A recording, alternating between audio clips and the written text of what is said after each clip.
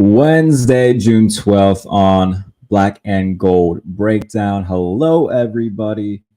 Thank you for tuning in. As always, Jared Bailey with you, USA Today, behind the steel curtain. It's day 2 of Steelers minicamp today. Lots to get into. Russell Wilson and Justin Fields both look really good. George Pickens looks really good.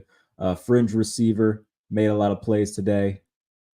And a few quotes from guys in the locker room, little nuggets there as well. And I went on a small side quest to find the player with the most drip in the locker room. So you'll have a little bit of I'll have a video to show you when it comes to that, because that was a lot of fun. So to start off, if you're not already, subscribe to the channel. Please do that. Steelers videos Monday through Friday. Black and Gold Breakdown Monday through Friday. NFL content from my podcast, The Pump Fake, as well. So a lot of stuff for you. So make sure that you are subscribed to the channel to get all of that. But we'll start off, again, day 2 of Steelers mandatory minicamp. So everybody in the building for these 3 days. Started yesterday, today day 2, and then they wrap up everything tomorrow. And then they get that, month-ish break until they are back in Latrobe for training camp. And then, the season's off and running. So I'll start with the quarterbacks. Russell Wilson, in particular, looked terrific today. This is the 4th day that I've been in person for the off-season program, whether it be OTAs or minicamp. This was the best day that I've seen. This is the best I've seen Russ look of any day.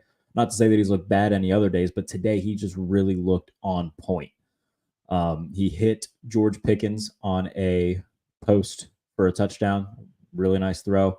After George got behind the defense in team drills, he hit George for a touchdown in 7 shots. He hit Calvin Austin for a touchdown in 7 shots. They ran the 2-minute drill as well, and he looked terrific.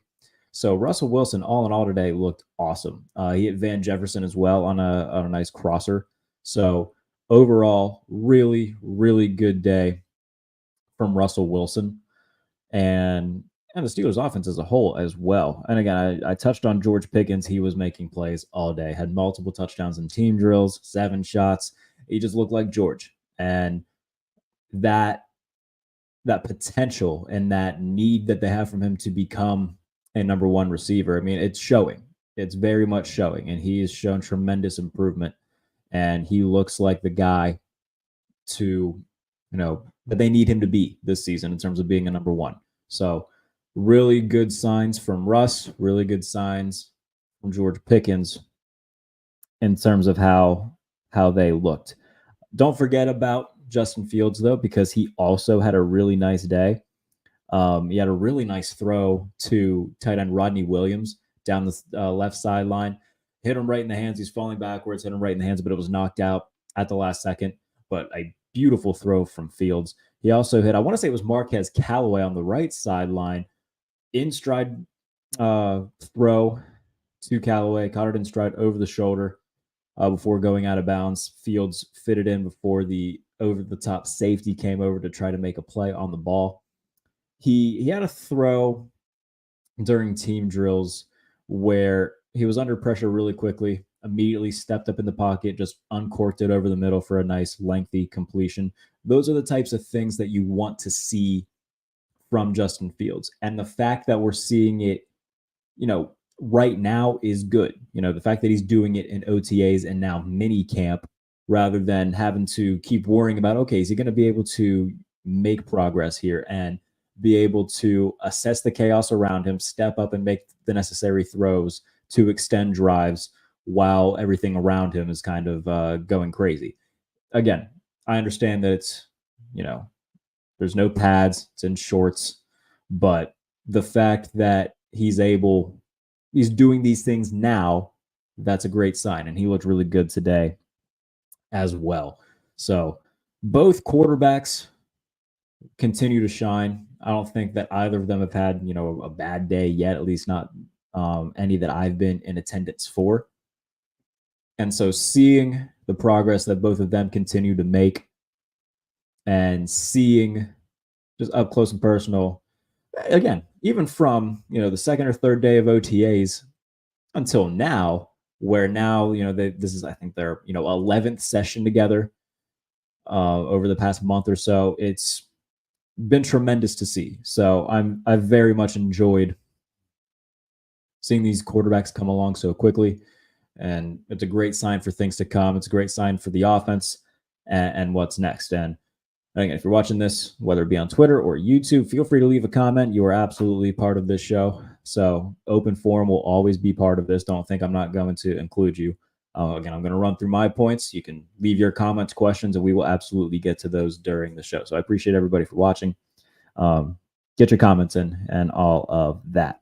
Other notable nuggets. I said a fringe receiver had a really nice day. That fringe receiver, Des Fitzpatrick, a guy who came into the league in 2021, has been on the Steelers practice squad. He had a really nice day today. Caught a touchdown during 7 shots, had a few other receptions during other various team drills.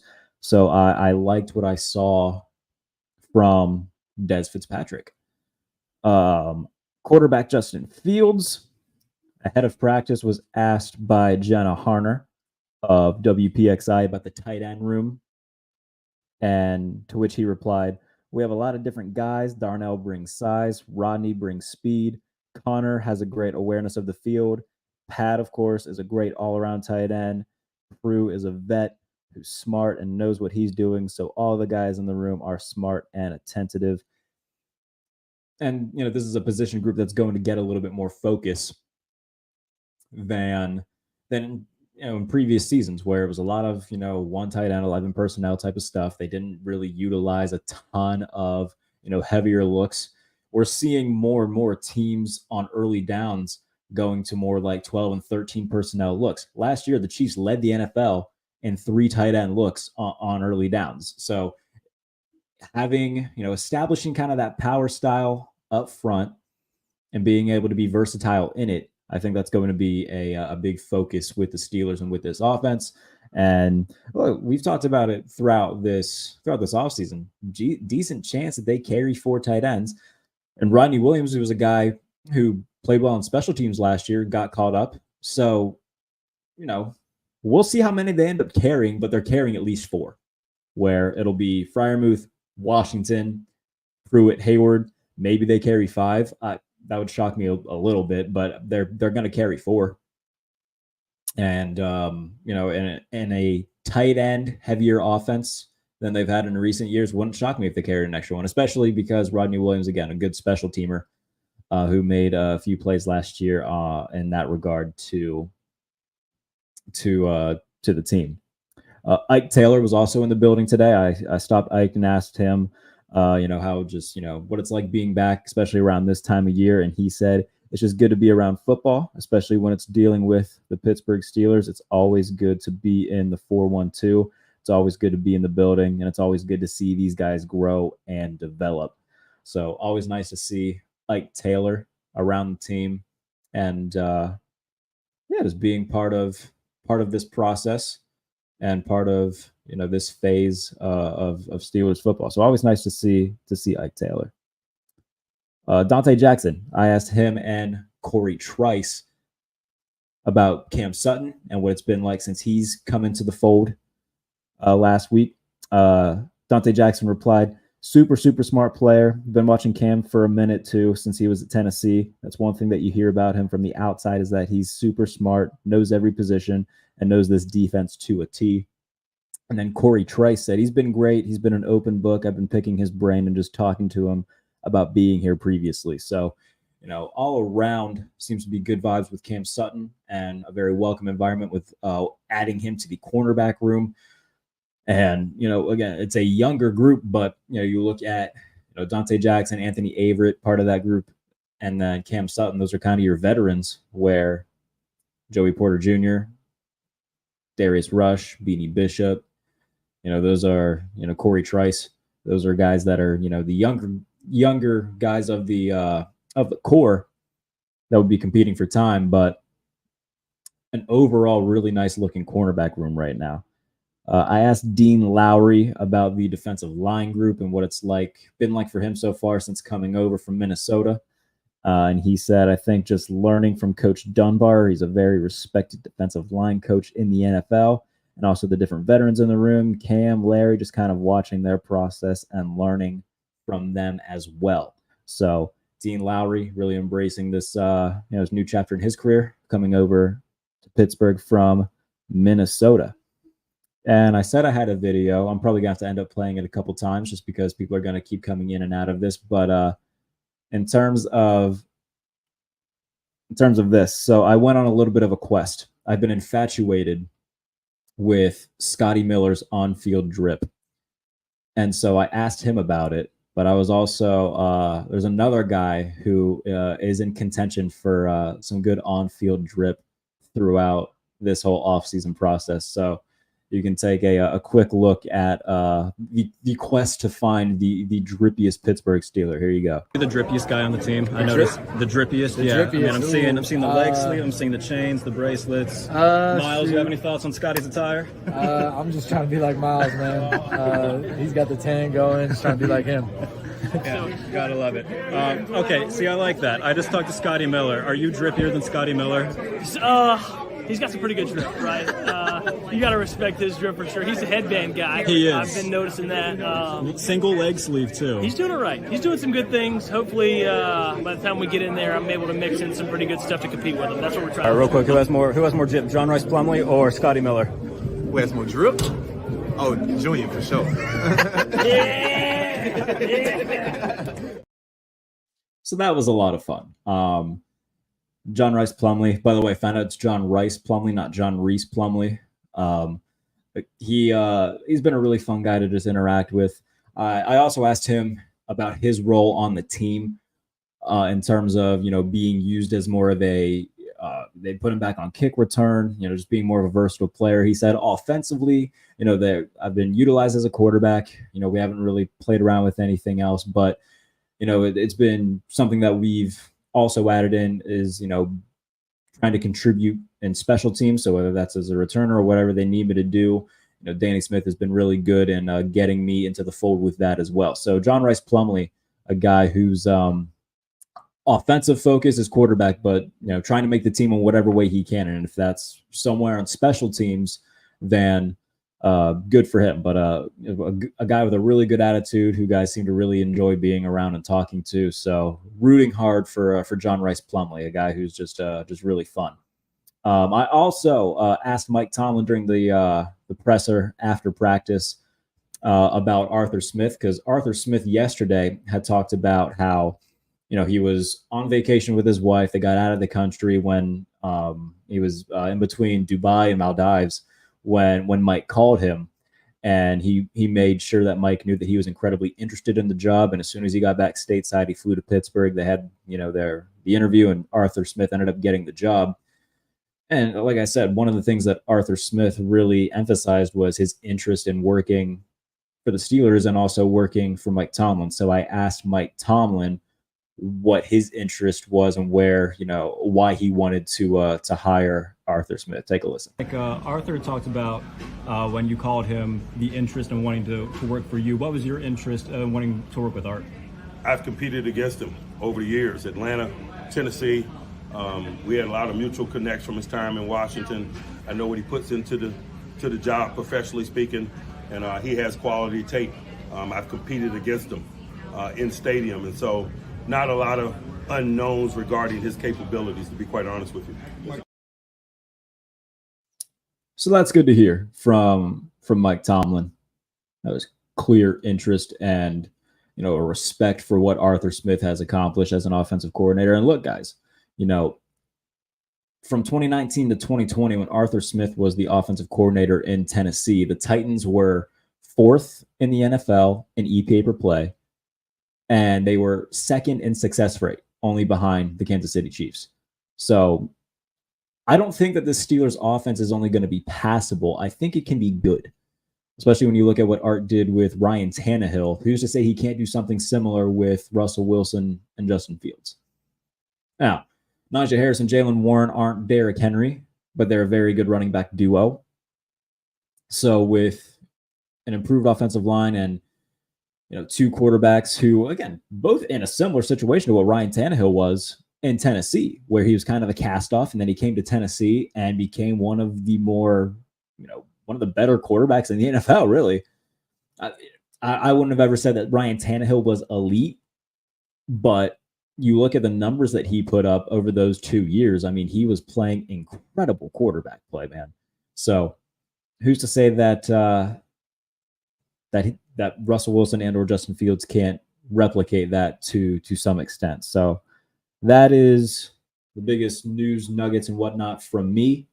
Again, we'll revisit some of it later on because I'm sure more people are going to come in. So we'll revisit some of that in a little bit. Got a couple comments. Has it been the same, or is there a major difference in OTAs and minis this year compared to others? Not really. I mean, it's largely the same. A lot of the same drills and whatnot. So more or less, it's pretty similar. There's not too many different things that stand out. So yeah, mostly the same. Any info on Steelers potential wide receiver signings? Nothing in terms of that they would tell.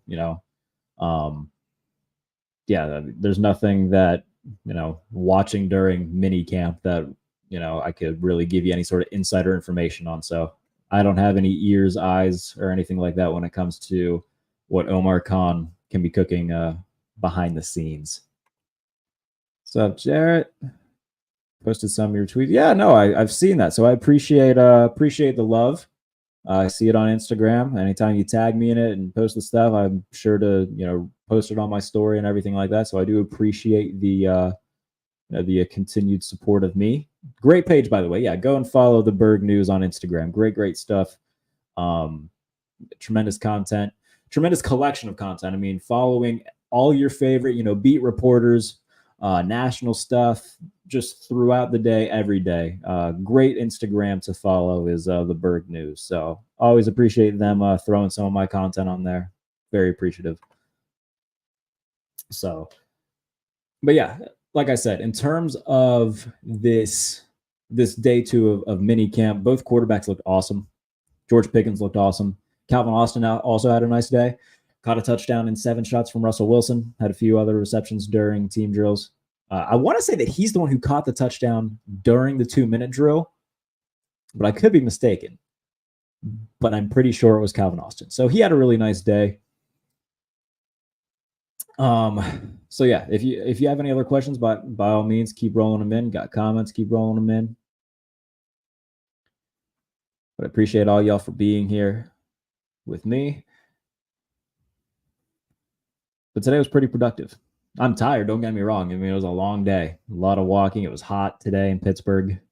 So, yeah, got a little bit sunburnt on top of the one I was already sporting a little bit. So, face is red, arms are red, but yeah, it was a productive day. It was a fun day.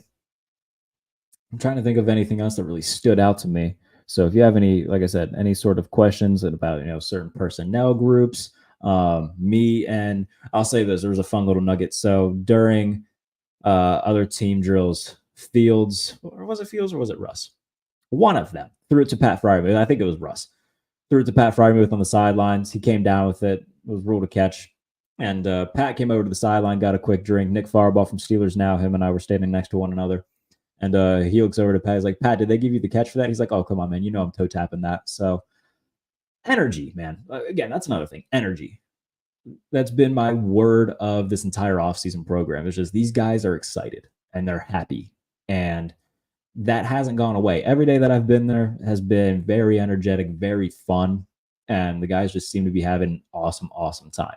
So that's always good to see. I'm very excited to see these guys next month at training camp. My portion of being in person for the off-season program is done. Tomorrow's the last day of minicamp, so it's the last time that we'll see any on-field stuff until training camp. So first and foremost, I mean, I appreciate you guys for following me along for the past few weeks of this off-season program, but also, since the draft when we started doing this daily, you guys have really been supportive and helped the channel grow. So thank you so much for that. But yeah, an energetic practice, man. It's just just an energetic group of guys who seem to already be very tight knit.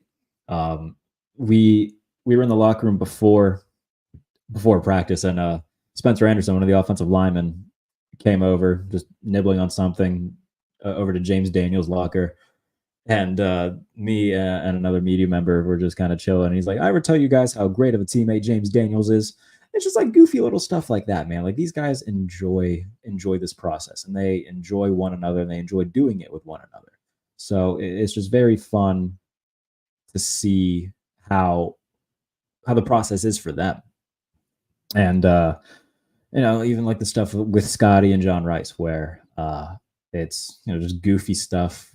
The on-field drip, talking about the chains and the arm sleeves and the leg sleeves and things of that nature. It's just a very energetic group, a group that's pretty excited to be doing this. So, and again, if you have any sort of questions, comments, go ahead and drop them, whether it be in the YouTube chat or on Twitter, and we'll get to them.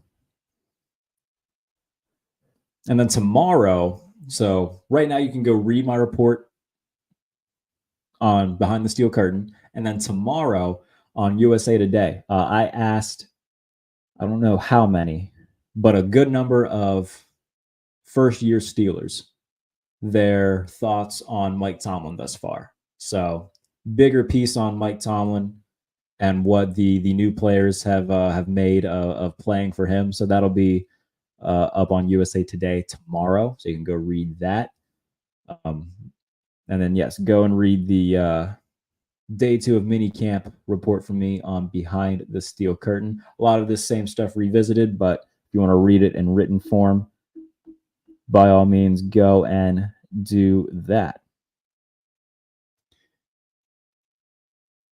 So I'm excited to see where this process goes for Pittsburgh.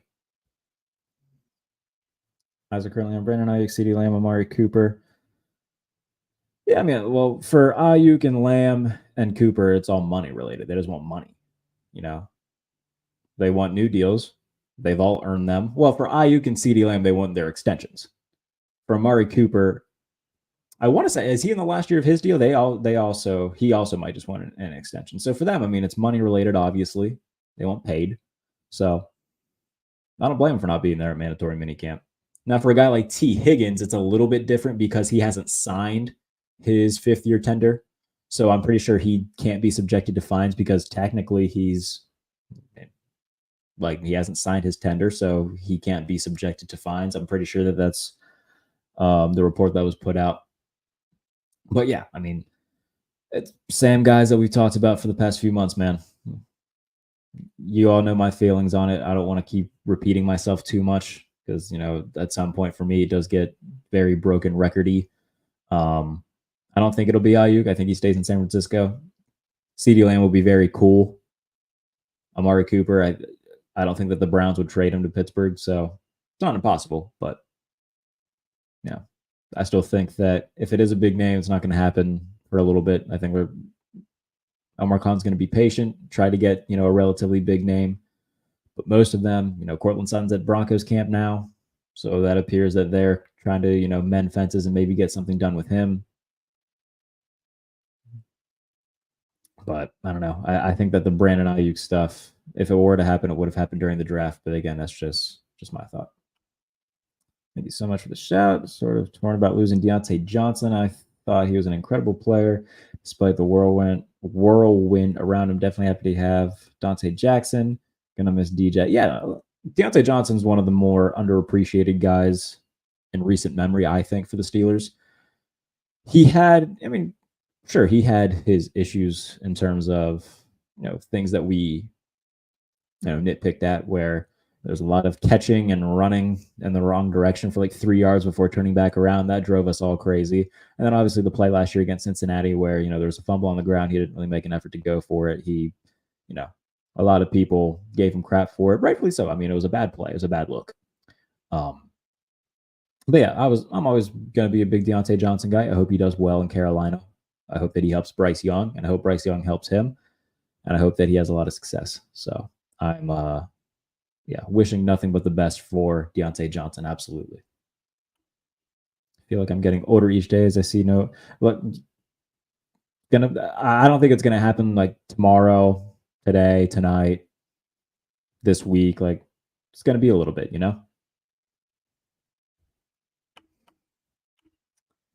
Concepts, good to see you. I agree about DJ. Top all-time reception. Dealt with awful quarterback play for 3 of his 5 years here. I don't know if he's top all-time reception leader. Yeah, I'm certain he's not, actually. He's very good. He's very good. Definitely the number 1 guy over the past couple years. But again, I hope he does really well in Carolina. And I hope that he helps Bryce Young get better. And I hope that Carolina has really nice, first year under Dave Canales, second year with Bryce Young. I hope that they take steps forward together. But yeah, I think Deontay Johnson, one of the more underappreciated guys over the past few years. So many rankings listed always come out this time of year. It was Chris Sims, had Wilson 21st overall. Curious where you would rank him. He had Caleb 20. That's dumb. I think I had Caleb Williams higher than that. So, and by the way, if you want to go read my quarterback list, it is over at Touchdown Wire for USA Today. And if you just Google my name and top 30, I do top 36 just for, a fun random number. So my top 36 quarterbacks, I'll pull them up here and I'll tell you where I put Russ because I can't remember at the top of my head. And then if you want to read the entire list, you can go and do that. Again, touchdownwire.usatoday.com for all of that. Let me tell you where I put them. I know I put them back to back. There it is. So I had Russ 23 and I had Justin Fields 22. If you want to flip them, so be it. I basically the entire thing for me was upside. So I put Justin Fields 1 spot ahead, but I mean basically they're 22A, 22B. You can put them in any order that you would like personally. But I think that that's a fair placement for Russ. I think Chris Sims also had Justin Fields at 25. So yeah, I'm right around the same ballpark as him. Since people are asking about Caleb Williams. Oh, no, I put Caleb Williams 20. Never mind. I put him right there, too. Good for me. I think Caleb Williams is going to be really good. I think Drake May is going to be really good. You can go read my rookie projections also at touchdownwire.usatoday.com. I believe top 5 in receptions. He was 6 before last year. Wild to think, but he's caught a ton of... Oh, okay. You mean like top 5 in franchise history? Trying to think. I mean, that would make sense because like Stallworth and Swan, like the Hall of Fame guys, they, the reception numbers weren't nearly what they are today. So yeah, I mean, that's probably, who else would it be?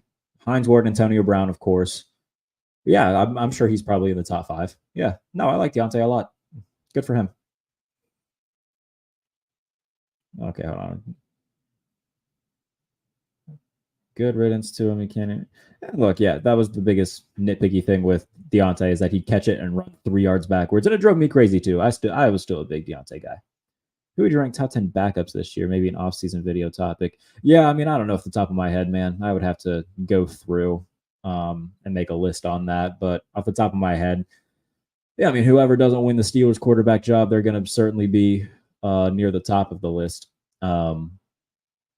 You could probably put somebody like, Joe Flacco near the top of the list. He's played really well last year.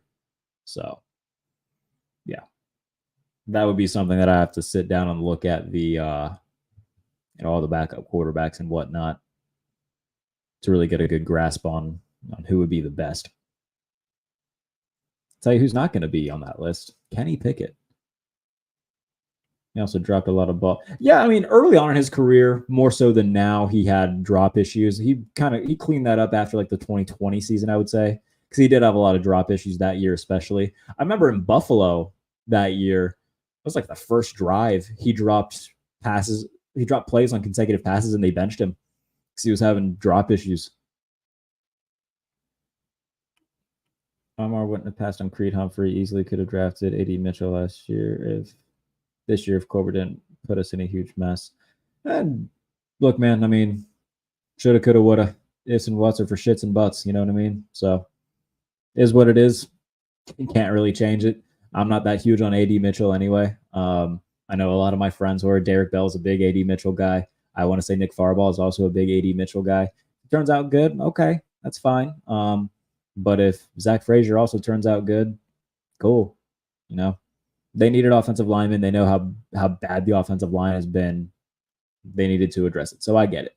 I totally get it. Now we're going to see what Roman Wilson looks like during the season. So hopefully we see it. Hopefully Roman Wilson ends up being quite good, so people don't have to worry about the what ifs when it comes to another potential receiver. Kenny Pickett is the worst quarterback in NFL history. I'd listen to that argument. Now, obviously, there's like quarterbacks that have played that have been worse, but in terms of like when you take in expectations, where he was drafted, combined with all the historical bad numbers that come with him, I'd listen to that argument. I'd certainly listen to that argument. Now, Kenny Pickett's terrible. And I legitimately might get the screenshot of the Shefty tweet saying that he was traded framed. I'll put it right here.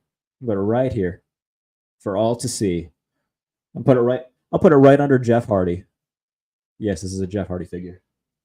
I know it's a lot of football memorabilia and then Jeff Hardy. And that's how it's going to stay because Jeff Hardy is fucking awesome. I love Jeff Hardy. So yeah, I'll get it framed and I'll put it right here. Put it right here.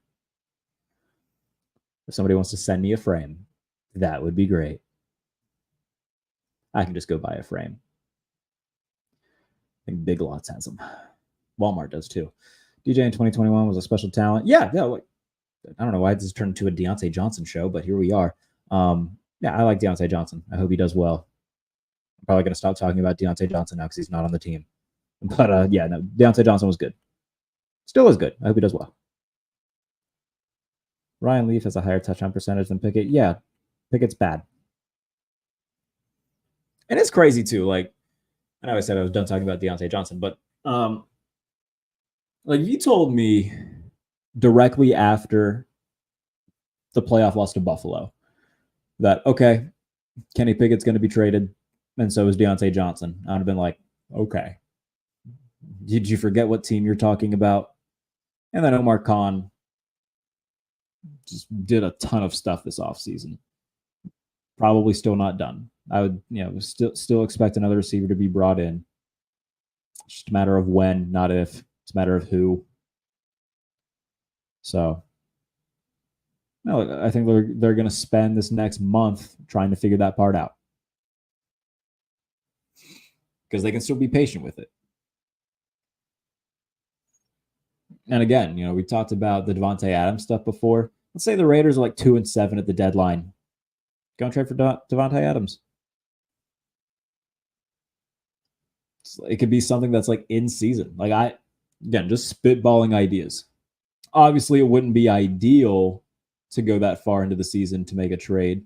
But if they trade for Treylon Burks or somebody before the season, then in that situation, you'd have a wide receiver room of Pickens, Burks, or I guess Adams, Pickens, Burks, Wilson as your top four. I mean, that's pretty good. Now, you'd also have to find out how long Devontae Adams plans on playing because he is getting a little bit older and he's certainly on the final few holes of his career. But, it's something that would be worth exploring. And I think you could say the same thing about like Tampa Bay. Like if they aren't having the year that they would have liked and they take a step back from last year, maybe Chris Godwin's a trade deadline guy. And if he is, then cool. Because that's still a guy where he's 29, still got a few years of football left. If you trade for him, now the Steelers don't do, the in-season negotiations for extensions or anything like that. So you have to really figure out. That would have to be something where you'd be like, okay, we'll trade for you. And then, we want to keep you around. So once the offseason comes, we'll, talk about a new deal. But that's something that you'd have to really feel confident in that you could retain him because he's going to be a free agent next year. So what you've seen Hurt so far, how much do you think Roman Wilson plays outside or is in the slot? If they don't add any new receiver via trade, I think he's still going to predominantly be a slot guy. And then Van Jefferson would be the other outside receiver in that case. That seems to be the direction that it would go. I can't really say because I haven't confirmed that, he's, a first team, second team guy, what it would be. But if I had to guess just from what I've seen, it would be Roman Wilson in the slot, George Pickens as the number 1 outside guy, Van Jefferson as the number 2 outside guy, if they don't make any sort of move before week 1, which again, I think that they will. But by the way, we talk about Arthur Smith having a revenge game week 1. This is like a Pittsburgh Steelers offense revenge game week 1 because Van Jefferson, Scotty Miller, Cordero Patterson, Michael Pruitt, a lot of former Falcons. So, yeah, Van Jefferson would be the other outside guy in that case. But outside of him, man, you don't really have another proven outside guy. If something were to happen to one of Jefferson or Pickens, knock on wood, we don't want that to happen. But my guess is they would then move Roman to the outside to fill that hole and then put probably Calvin Austin in as that starting outside or starting slot role, while Roman would replace whoever would get injured in that case. Again, that's just a guess. None of that. That's just what I assume would happen. So, and again, if you're just joining the show, biggest story for me today was how good the quarterbacks looked. Russell Wilson looked tremendous. Of all days that I've been in person, this is the best that he's looked, in my opinion. Looked really good during team drills. During 7 shots, he hit Calvin Austin and George Pickens for touchdowns. Hit George Pickens for a really nice deep ball post that resulted in 6 and would have gone for a 70-yard touchdown in a game. Hit Van Jefferson on a really nice throw. So Russ had really good zip on the ball. Was making anticipatory throws that show that he's getting more comfortable in the offense. So that feels, that's good to see, especially at this point in the offseason where we're not even in training camp yet, and we're starting to see both of these quarterbacks get comfortable in the offense because Justin Fields looked good today too. Made a really nice throw down the left sideline to Rodney Williams, hit him right in the hands, but was knocked out as he was falling to the ground. So it was a good throw, but also just a really good play by the defensive back. He hit, I want to say it was Marquez Callaway down the right sideline, who was running, hit him in stride over the shoulder grab before the over-the-top safety came over to make a play. And then the best throw, in my opinion, was he was under pressure right away, didn't panic, stepped up in the pocket, threw a zinger across the middle of the field. It was complete, nice lengthy completion. Those are the type of throws that we want to see Justin Fields make. He also threw a touchdown pass to George Pickens as well. George Pickens had a really big day. He looked like, he's ready to take that step forward and be a number 1. So overall, the quarterbacks both looked awesome. George Pickens looked awesome. Des Fitzpatrick, fringe receiver, had a nice day. Caught a touchdown from Fields during 7 shots. Had a few receptions in other various team drills. So really liked what I saw from the quarterbacks, a couple receivers. And if you're just tuning in, I'll play a couple more videos for you from today. So talking to guys in the locker room, this is just, a fun little side quest, goofy feature thing. I've been infatuated with Scotty Miller's on-field attire. He's got the leg sleeve. He's got the bandana under the helmet, got some chains, got some bracelets. And so I asked a few guys, I asked Scotty Miller, I asked John Rice Plumlee, who they think was more drippy. And then had to have running back LaMichael Pirine solve the dilemma. So take a look at my quest to find the drippiest Steeler on the roster. The drippiest guy on the team. I noticed the drippiest. I'm seeing the leg sleeve. I'm seeing the chains, the bracelets. Miles, you have any thoughts on Scotty's attire? I'm just trying to be like Miles, man. He's got the tan going. Just trying to be like him. Yeah, gotta love it. Okay, see, I like that. I just talked to Scotty Miller. Are you drippier than Scotty Miller? He's got some pretty good drip, right?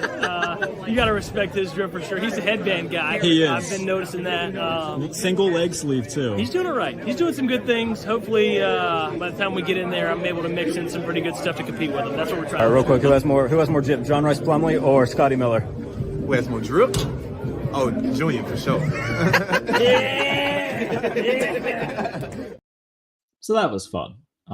Anytime you can get guys, in that element, but also, talk about, stuff that just makes them laugh. So, just goofy stuff like that is always very fun to do outside and on top of the X's and O's stuff and what's going on within practice. Yesterday, Arthur Smith and other offensive assistants talked to the media, but Arthur Smith in particular was asked about how it came to be that he got the offensive coordinator job. He talked about how he was on vacation with his wife when Mike Tomlin called. He was in Dubai, and he wasn't going to end his vacation short because, in his own words, he didn't want to get divorced. But he told Mike, like, hey, as soon as I'm back, I will come to Pittsburgh. We'll set something up. And he wanted him to know that he was very interested in the job and wanted to, work with the Steelers, but also work for Mike Tomlin. And so during the presser for Mike Tomlin after practice, I asked him what made him interested in Arthur Smith. So take a listen. Arthur talked about when you called him the interest in wanting to work for you. What was your interest in wanting to work with Art? I've competed against him over the years. Atlanta, Tennessee. We had a lot of mutual connects from his time in Washington. I know what he puts into the job, professionally speaking, and he has quality tape. I've competed against him in stadium, and so not a lot of unknowns regarding his capabilities, to be quite honest with you. So good to see Mike Tomlin have confidence in Arthur Smith, and very excited to see what this offense can look like. Because remember, in 2019 and 2020, over that 2-year stretch, the Tennessee Titans ranked 4th in the NFL in EPA per play and were 2nd in success rate, and were also 2nd in dropback success rate, meaning that their passing game in terms of successful plays was 2nd in the NFL over that 2-year span. The only team that they were behind was the Kansas City Chiefs. So I don't think that the Steelers offense is only going to be like passable and good enough. I think it can be good, just from what Arthur Smith has shown in previous years as an offensive coordinator in a similar situation to Pittsburgh, where it was with a cast-off quarterback in Ryan Tannehill, who he helped turn his career around and made Ryan Tannehill one of the 12 best quarterbacks in football, I'd say, without a doubt. I mean, Ryan Tannehill, those 2 years is very good. So who's to say he can't do the same thing with Russell Wilson and or Justin Fields? And with a good running back tandem of Najee Harris and Jalen Warren, we know the run game should be very good. It was good last year. I think they were 8th in the NFL in success rate in the rush. And you upgrade the offensive line, you bring in a better offensive coordinator. I'm very optimistic about what this offense is going to look like with Arthur Smith, with Russ, with Justin Fields, whoever it may be. I'm optimistic about it being not just, serviceable, not just good enough. I think it can just be good.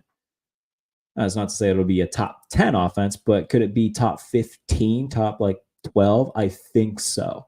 Just from previous history with Arthur Smith and what he's proven to be able to do and proven to be capable of when it comes to turning around a guy like Ryan Tannehill and helping make him one of the best quarterbacks in football for a stretch of time. So I'm excited to see what it looks like on the field rather than just in practice. Can Omar Khan change that trend and negotiate a deal in season with a traded for receiver, or is that a Steeler policy overall? I would assume, they'll trade for guys, I think. I'm trying. When's the last time the Steelers traded for somebody in season? Is there an obvious one that I'm just forgetting?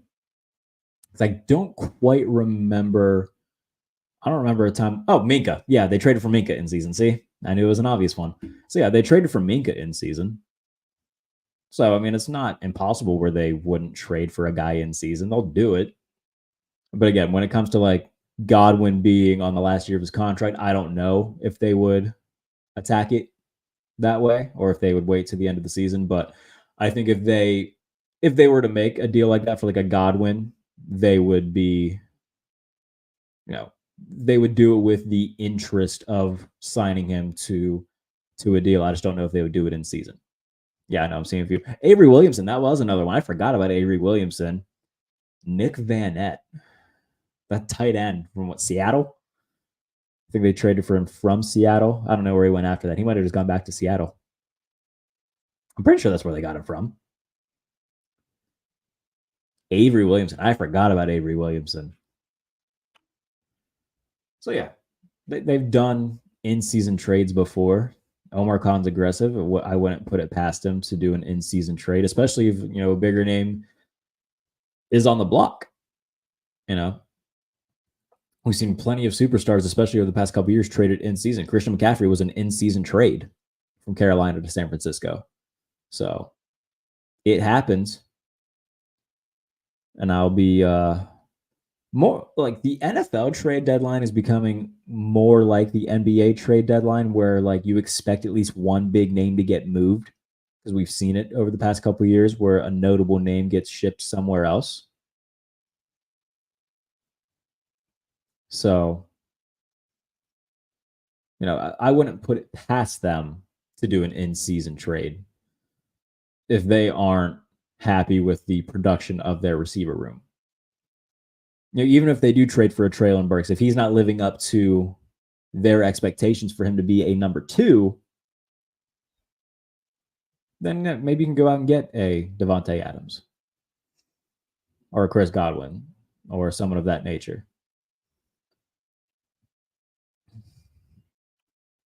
Devontae Adams might be a better wide receiver than Ayuk with competent quarterback play. I don't know. I mean, at this point, like I said, Devontae is a little bit older, so I would much rather have Brandon Ayuk if I'm choosing. But, Devontae Adams is still good. So I wouldn't put it past. I want to put it past Omar Khan to try to make a move like that should he become available. Because again, I think the Raiders are going to stink. And if you watched the pump fake yesterday with me and Matt Verderam, where we talked about the AFC West, where basically we just talked about the Chiefs and the contenders for the Chiefs, because we know that the Broncos and Raiders aren't really worth talking about because they're both going to be bad. That was just kind of the general consensus. Like, yeah, the Raiders are going to stink. That's just kind of what it is. Raiders are going to stink. Broncos are going to stink. Let's talk about teams that matter.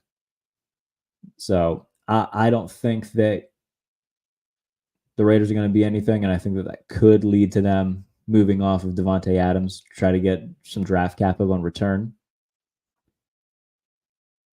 But I wouldn't put it past Pittsburgh. Just meant a trade and then extend him mid-season. Yeah, I don't know. I feel like that's more of a team policy thing where they just don't negotiate contracts during the season. So, again, if they were to trade for Godwin, I think it would be with the intention of signing him to a long-term deal afterwards. But would they kind of change their ways of doing things and do it mid-season? I don't know.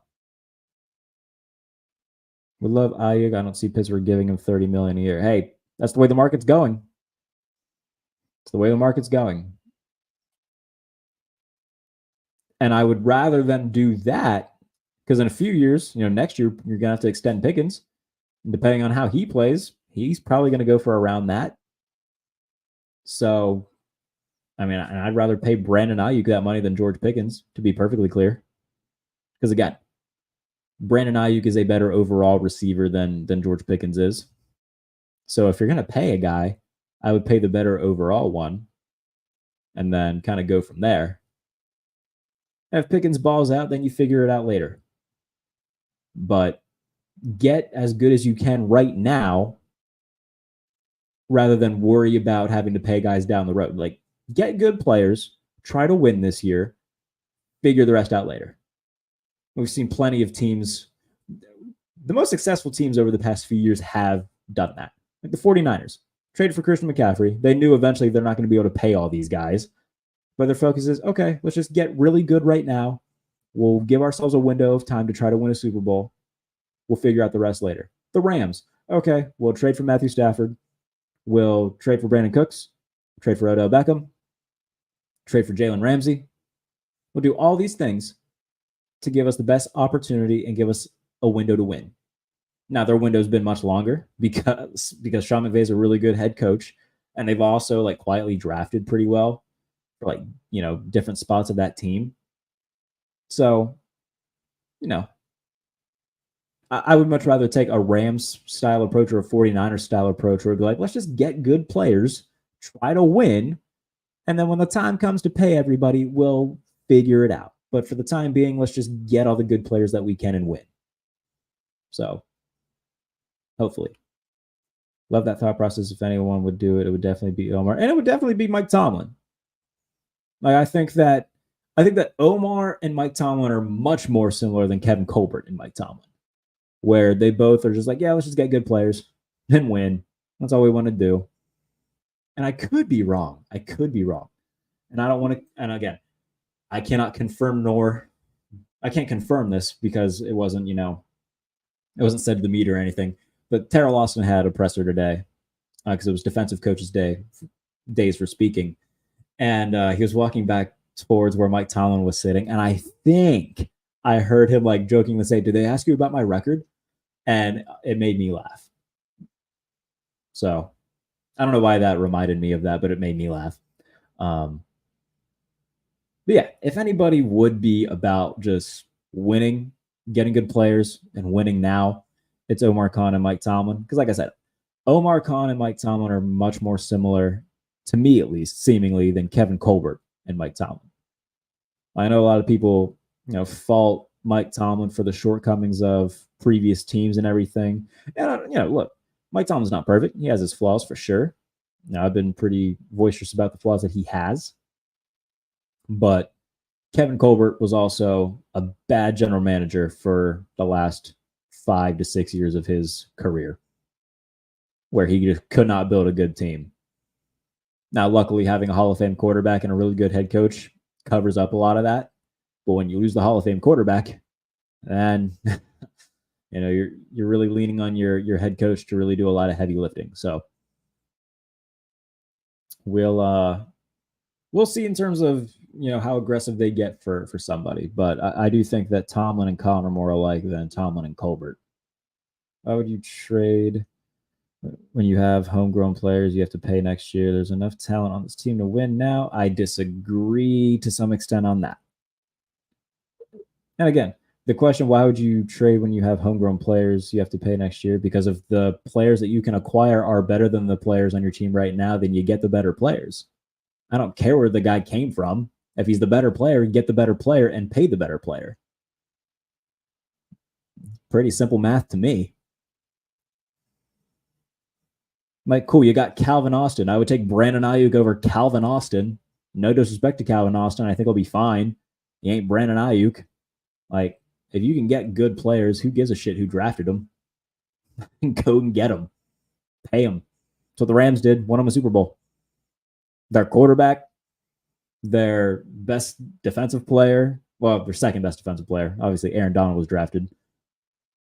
But their quarterback, Jalen Ramsey, Odell Beckham, like a lot of their top players were drafted elsewhere. Who cares? Win.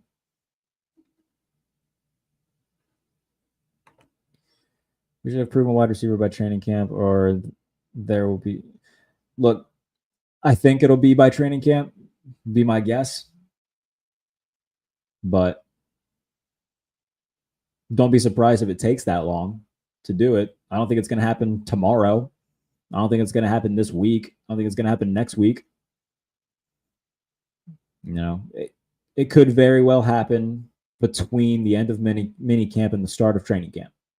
Could very well happen during training camp. Just got to wait and see. But my advice would be, got to keep being patient, because I don't think it's happening like soon, if that makes sense. And again, Tom says, I think we have the second largest cap next year. Yeah, like they're projected to have, I think, like $85 million in cap space. Now, a lot of that has to do with the fact that A, they're not paying any quarterbacks, and B, they have a decent amount of free agents. Like Cam Hayward, that's a large chunk of money that's not on their books next year right now. By the way, that's something to pay attention to. Like if they don't extend Cam before the start of the season, they're not doing it in season. So, a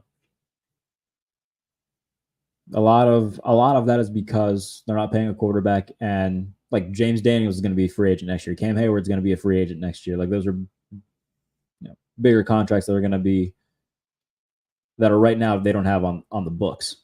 So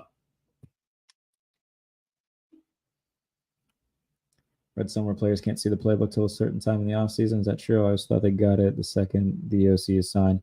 I'm not entirely sure. I don't know the ins and outs of how that works personally. I've never heard anything like that. So I wouldn't be the one to ask about that. I think they have to wait till the new league year to start to be able to do that. Like so Arthur Smith was hired in January. They couldn't do it right away because I think they have to wait till the new league year. So like once free agency and everything starts like March 14th, I think that's when they can start doing it. I would just be my guess if there is such a rule, which I assume that there probably is. I meant cap room. Yeah, no, that's what I'm saying. Like the reason they're projected to have so much cap room is because they're not paying a quarterback right now, and Cam Hayward and James Daniels aren't on the books for next year. So those are going to be contracts that they don't have to worry about. And so, well, I shouldn't say not worry about, but the reason they're projected to have so much next year is because of that. You don't have a big quarterback contract. Their two biggest contracts would be TJ Watt and Minka. Patrick Queens is relatively bigger. He's getting a little bit less than 14 a year. I think Isaacs is relatively high. He's one of the better guards in the NFL, so I assume his contract's nice. So when you're not paying a quarterback a lot of money, and when Cam Hayward isn't on their books for next year. Now, if they get an extension done for Cam, I think that number the projected cap number is going to go down. So,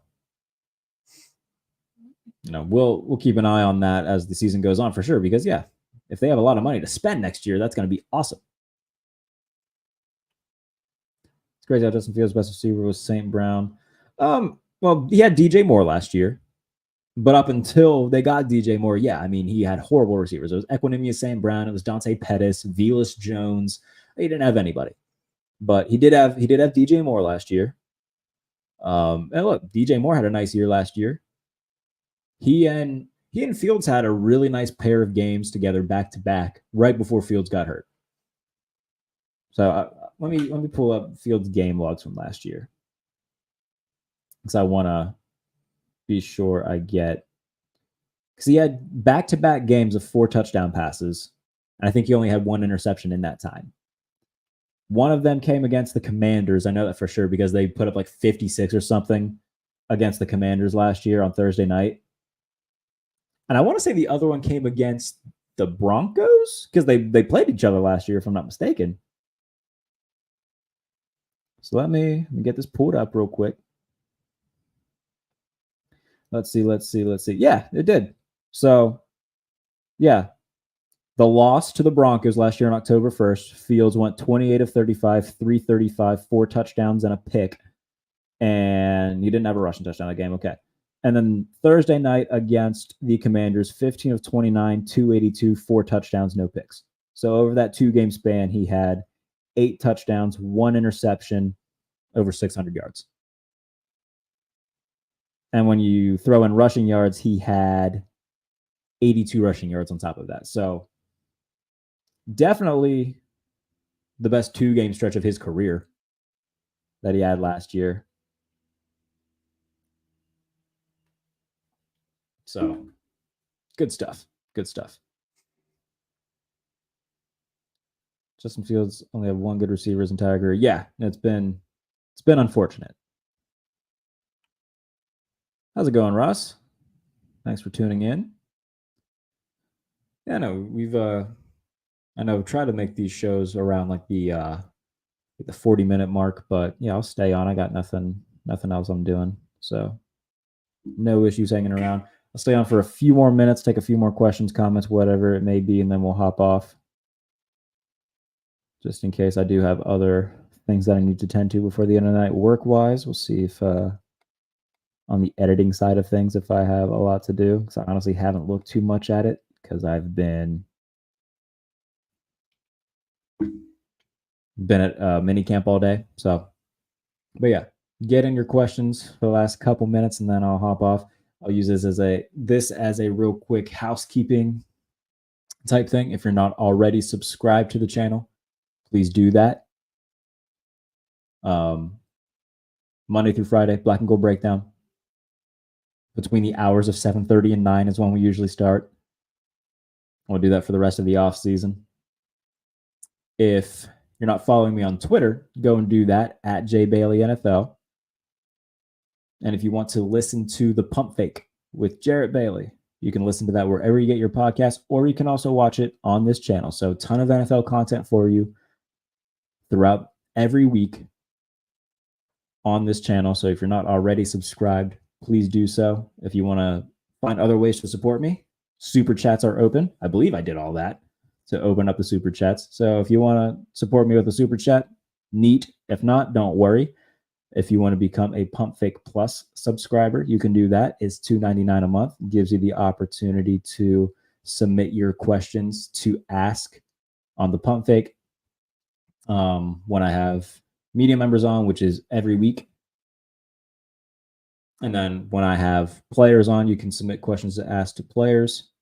So that's what the Pump Fake Plus subscription gets you. Again, it's $2.99 a month. Just some stuff that you can do to support me. So appreciate everybody for tuning in. I think I am going to call it there. I am sleepy, but I appreciate everybody for tuning in. Tomorrow we'll see what we talk about. I don't know yet. That seems to be the trend, especially in June. I don't know what tomorrow's going to bring, but we'll figure out something to talk about. It'll probably be the piece I do on what the first year Steelers said about Mike Tomlin. So again, I had a good handful of them. Just ask them, hey, your first offseason, your first set of practices and whatnot under Mike Tomlin. What do you think? And so who's going to be part of that piece? Dante Jackson will be part of that piece. Dean Lowry, John Rice Plumlee, Scotty Miller, the guys LaMichael Pirine, Russell Wilson will be part of that piece. So yeah, a lot of bigger names, especially Russ, being part of that piece. So that'll come out tomorrow for USA Today, and then I'll talk about it a little bit on here. So that'll probably be the main focus, but of course we'll have open forum and everything like that. So again, if you're not already subscribed, please do so. I will be back tomorrow, and I will talk to you guys then. Have a good night. Thank you for tuning in, and we'll talk soon.